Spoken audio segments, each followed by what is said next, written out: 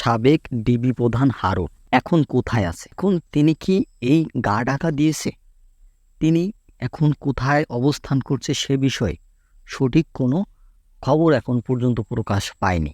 প্রধান হারুন যে তার আয়না ঘরের যে বিশাল তথ্য ইতিমধ্যে সবার সামনে এসেছে, সেই ডিবি প্রধান হারুন এই ছাত্র আন্দোলনকে কেন্দ্র করে শেখ হাসিনার পতনের পরে এই হারুনকে আর জনসম্মুখে দেখা যাচ্ছে না।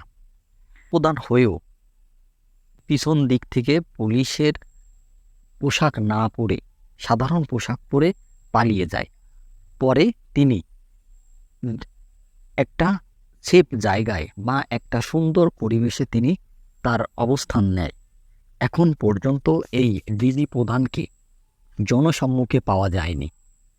তার যে বিশাল আয়নাঘরের যে রহস্যময় জীবনী, তার যে একটা কল্পনা চরিত্র বা তার যে একটা বিশাল অত্যাচার, এই অত্যাচার ইতিমধ্যেই ফাঁস হয়ে গিয়েছে। এখন এই ডিবি প্রধানকে যদি কেউ পায় বা কেউ সামনে কোনো সময় আসে, তাহলে তারাই হয়তোবা তার বিচার করতে পারে, এমনটাই দাঁড়িয়েছে। তিনি এত অপকর্ম করেছে বলে ইতিমধ্যে বিভিন্নভাবে শোনা যাচ্ছে।